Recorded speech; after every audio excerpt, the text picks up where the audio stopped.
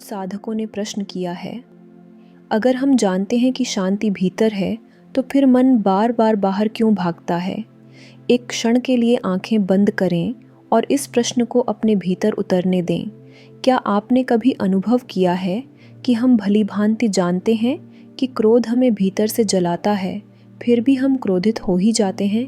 जानते हैं कि चिंता जीवन को क्षीण करती है, फिर भी उसे थामे रहते हैं। सही और गलत का ज्ञान होते हुए भी हम अक्सर वही रास्ता चुनते हैं जो हमें भीतर से खाली कर देता है। क्यों? उत्तर सरल है। यह सब उस चंचल मन की चाल है जो हर क्षण रूप बदलता है, हर भाव में रंग भरता है और फिर उसी रंग को सत्य बताकर हमें भ्रमित करता है। जो वस्तु इसे प्रिय लगती है उसे यह धर्म कहता है और जो अप्रिय लगे उसे त्याज्य बना देता है। यही इसकी सबसे बड़ी मायावी लीला है। मन की सबसे सूक्ष्म और गहरी चाल है इच्छा की तरंगे।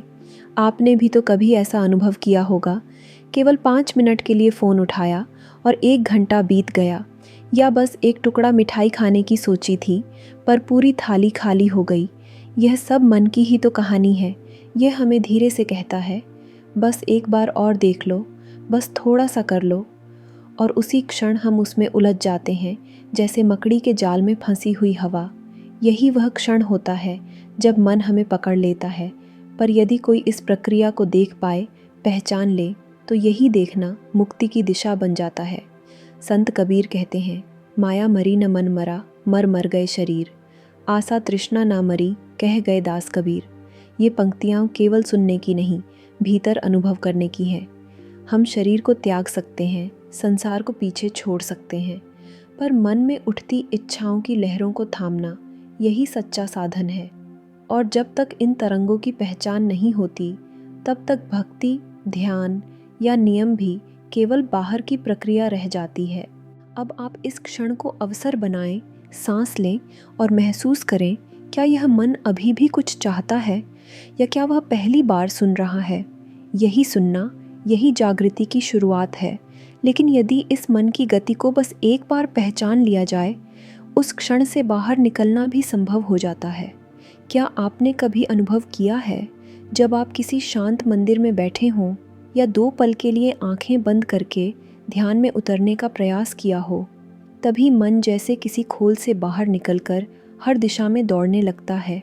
घर की बातें, दफ्तर की उलझनें, बीते लम्हों की पीड़ा या भविष्य की आशंकाएं सब एक साथ उमड़ने लगती हैं। क्यों होता है ऐसा? क्योंकि मन का स्वभाव ही बाहर की ओर भागने का है। वह भीतर उतरना नहीं चाहता। जैसे एक बच्चा किसी नए खिलौने के लिए जिद करता है, लेकिन कुछ दिनों में उसी खिलौने से ऊब जाता है। हमारा मन भी ठीक वैसा ही है। वह कभी धन की ओर दौड़ता है, कभी मान सम्मान की ओर, कभी प्रेम की तलाश में और कभी इंद्रियों के सुखों की ओर। हर नई चीज़ इसके लिए क्षणिक आकर्षण बन जाती है, लेकिन तृप्ति कभी नहीं मिलती, क्योंकि यह मन उस मूल कारण से बंधा हुआ है जिसे संतों ने इच्छा कहा है। इसी से एक श्रृंखला आरंभ होती है। इंद्रियों का संग विषयों से होता है, संग से इच्छा उपजती है, इच्छा से क्रोध और क्रोध से विवेक का नाश। जब कोई वस्तु, संबंध या स्थिति मन की चाह के अनुसार नहीं मिलती, तो वह व्याकुल हो उठता है।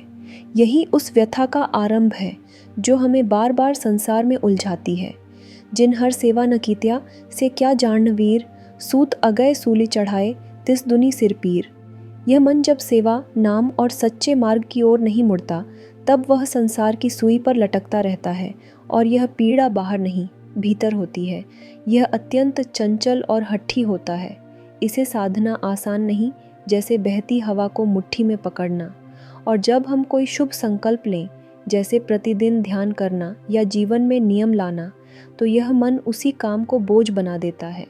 लेकिन जैसे ही कोई सुखद अवसर सामने आता है, यह बिना प्रयास के उसमें रम जाता है। संत रामकृष्ण परमहंस ने इसे सहजता से समझाया, यदि मन को कच्चे धागे से बहते पानी में बांधो तो वह बह जाएगा, लेकिन प्रेम और भक्ति का धागा उसे प्रभु में बांध देता है। यही वह दिशा है जिसमें मन को धीरे धीरे मोड़ना है, जबरन नहीं, प्रेम से, जागरूकता से। तो अब प्रश्न यह उठता है, इस चंचल मन को नियंत्रण में कैसे लाया जाए? कैसे इसे भीतर की ओर मोड़ा जाए? साधकों के लिए इसका पहला और गहन उपाय है साक्षी भाव, अर्थात अपने भीतर के दृष्टा को जगाना, उस मैं को खोजना जो केवल देखता है पर उसमें उलझता नहीं। क्या आपने कभी यह अनुभव किया है कि किसी उलझन भरे क्षण में जब आप थोड़ा पीछे हटकर पूरी स्थिति को देखें तो सब कुछ अचानक स्पष्ट हो जाता है, जैसे कोई तस्वीर जो पास से धुंधली दिखती है लेकिन दूरी से देखने पर उसकी सुंदरता प्रकट हो जाती है। मान लीजिए आप किसी झगड़े में हैं, मन भारी है, क्रोध उमड़ रहा है, पर उसी क्षण यदि आप स्वयं से एक प्रश्न कर लें, क्या यह वाकई ज़रूरी है, तो बहुत बार वह क्रोध जैसे किसी और का बन जाता है। प्रतिक्रिया बदल जाती है और भीतर कहीं एक मौन जन्म लेता है। यही साक्षी भाव है, अपने मन, विचारों और भावनाओं को बाहर से देखना, बिना उन्हें पकड़े, बिना उनसे लड़ते हुए। ये कोई कठिन साधना नहीं है, ये एक अभ्यास है देखने का और फिर धीरे धीरे उस देखने में ठहरने का। आपने कभी फिल्म देखी होगी, भावनात्मक, गहरी और इतनी सजीव कि आंखों से आंसू भी निकल आए, लेकिन फिर भी भीतर एक आभास रहता है यह सिर्फ एक फिल्म है। ठीक यही दृष्टि जीवन के प्रति आ जाए तो जीवन की सारी घटनाएं एक लीला बन जाती हैं और हम केवल दर्शक। प्रकृत क्रियमाणा निगुण कर्माणि सर्वस, अहंकार विमूढ़ात्मा कर्ता हमिति मन्यते। भगवान श्री कृष्ण ने यही तो कहा, प्रकृति के गुण ही सब कार्य कर रहे हैं, पर मोहवश जीव सोचता है कि मैं कर रहा हूँ और यहीं से भ्रम आरंभ होता है। कल्पना कीजिए, एक नदी है जो निरंतर बह रही है। यदि आप उस नदी में कूद जाएं तो आप उसकी धारा में बह जाएंगे, कभी गुस्से की धारा, कभी दुहक की, कभी चिंता की। लेकिन यदि आप किनारे पर खड़े होकर बस उसे देखें तो आप समझ जाएंगे कि यह सब तो चलता ही रहता है। आप केवल बहाव को देख रहे हैं, उसमें डूब नहीं रहे। यही अंतर है एक साधक और एक सामान्य मनुष्य में। तो अगली बार जब मन की धारा बहने लगे, केवल रुकिए और बिना कुछ कहे बस उसे देखिए, मानो आप नदी के किनारे खड़े हैं। यही साक्षी भाव धीरे धीरे भीतर स्थिरता लाता है और यही स्थिरता वह द्वार है जिससे आत्मा भीतर प्रवेश करती है। संत श्री रामकृष्ण परमहंस कहा करते थे, यह मन एक चंचल बंदर की तरह है। यदि इसे खुला छोड़ दें तो यह हर दिशा में कूदता रहेगा, कभी इधर कभी उधर। लेकिन यदि हम इसे केवल देखें, उसकी गति को पहचानें और एक हल्की सी मुस्कान के साथ उसका स्वागत करें तो वह धीरे धीरे शांत होने लगता है। यही तो साक्षी भाव की सरलता है, देखना बिना उलझे हुए, बिना टोकने या दबाने के। और जब इस सत्य को भीतर से अनुभव कर लिया जाता है तो साक्षी भाव कोई प्रयास नहीं रहता, वह सहज ही हमारी उपस्थिति बन जाता है। पर यह मार्ग अकेले तय करना कठिन होता है।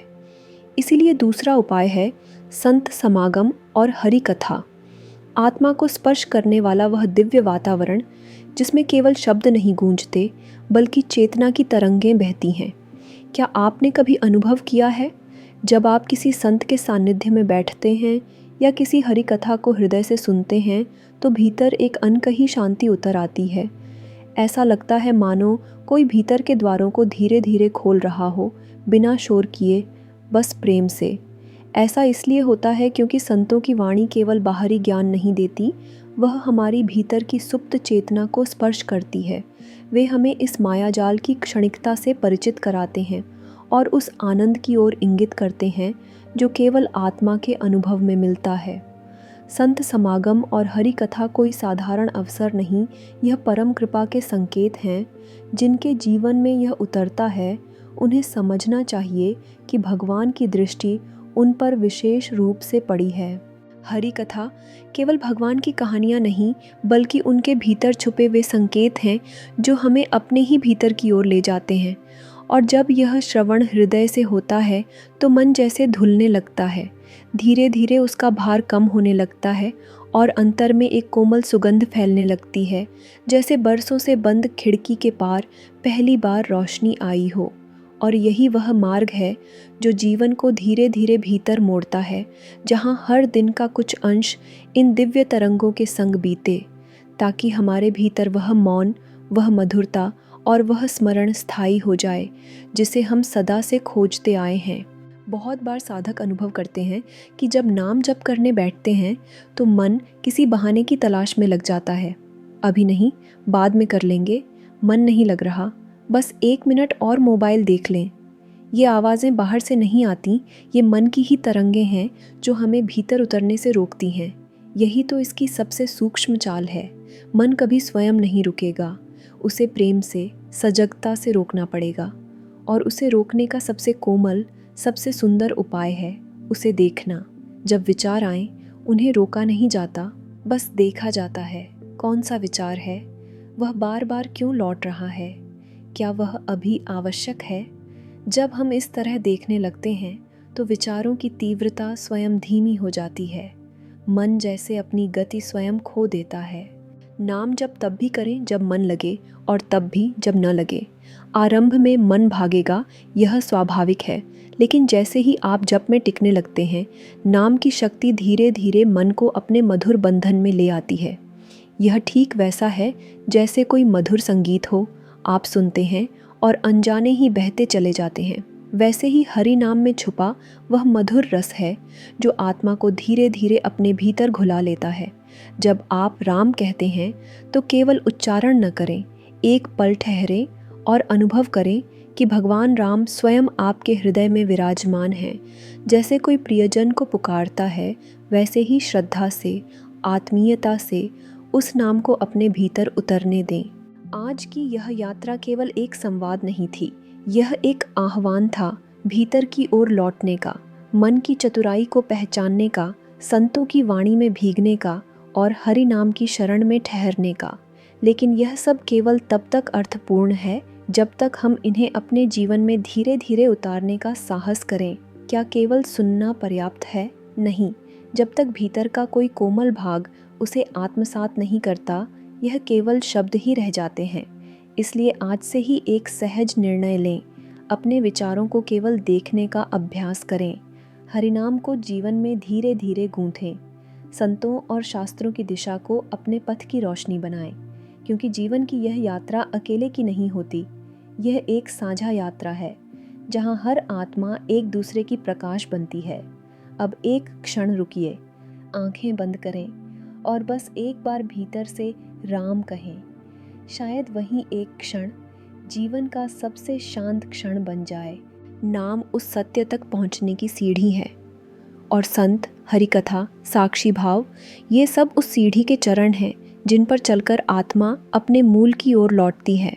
इस लौटने में कोई शोर नहीं होता, कोई उपलब्धि नहीं, केवल एक मौन होता है जिसमें समस्त जीवन अपने सही अर्थों में खुलने लगता है। तो अब जब आप अगली बार ध्यान में बैठें या बस किसी शांत क्षण में अपने भीतर झांकें, तो यह न समझें कि कुछ करना है, बस देखना है, सुनना है और उस मौन की छाया में धीरे धीरे विश्राम करना है। क्योंकि अंत में जो बचेगा वह न मन होगा, न विचार, न शब्द, बल्कि केवल वह मौन जिसमें राम की ध्वनि निरंतर गूंज रही होगी। यदि इस संवाद ने आपके भीतर कहीं कोई तरंग उत्पन्न की है तो उसे आज ही एक छोटी सी आदत में बदल दें। हर दिन केवल 5 मिनट आंखें बंद करके अपने ही भीतर राम कहें, बिना प्रयास के, बिना अपेक्षा के। कोई संगीत नहीं, कोई मंत्र नहीं, बस आप और नाम की वह मौन ध्वनि। यह अभ्यास छोटा हो सकता है, लेकिन इसका प्रभाव जीवन बदल देने वाला होगा। और यदि यह शांति आपकी आत्मा को छू गई हो तो इसे किसी और के जीवन में भी पहुंचाइए। शब्दों को साझा न करें, अनुभव को साझा करें। और हाँ, अगली बार जब आप कमेंट करें तो केवल इतना लिखिए, मैंने देखा और वह मैं नहीं था। शायद यही आत्मा की पहली मुस्कान होती है।